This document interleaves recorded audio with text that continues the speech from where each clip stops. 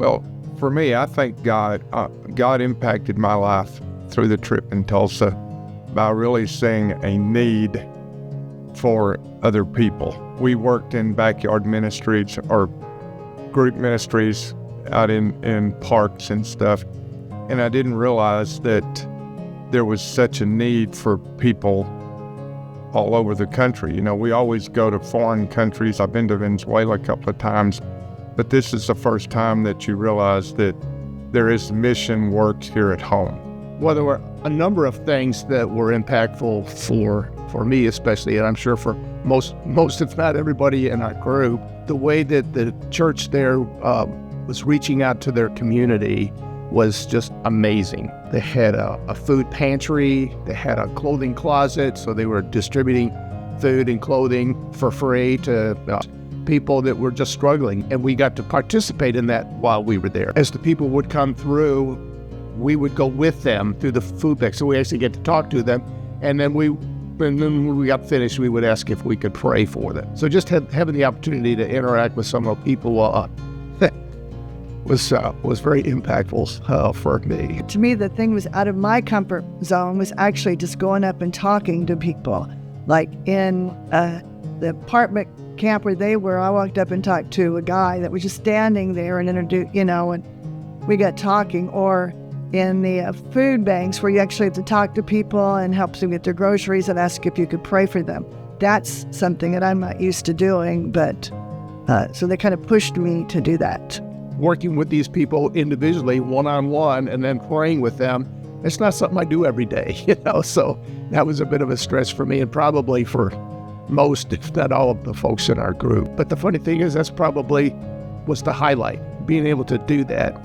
And because you could see it not just with the people that I talked to, but with others that in our group that we're praying for, you could see them, they'll huddle over here praying, and that just happened over and over again. The thing that inspired me was that we were working with students, but there was a time where they had a testimony for everybody of what people had done.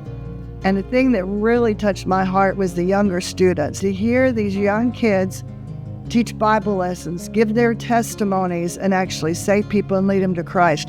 When I saw a fourth grader saying, I led somebody to Christ, that really touched my heart, and I thought, if they can do it, surely we can do it. To be involved in missions here at the church, one thing you need to realize is you're never too old or you're never too young. They divided us up into groups, and it was really a funny thing that every time we went to our work location, I will say, we walked in and the people go, oh, y'all aren't kids, because they were expecting youth. And here we are, a bunch of senior adults that came in, but they were amazed at the amount of things we were willing to do to help further their push for the area around them and the people there. Mobile missions term is we're going to go love on people, and that's what we were trying to do, is just show the Christ love through our service to other people. I go back to the sacrifice that Christ made for us, and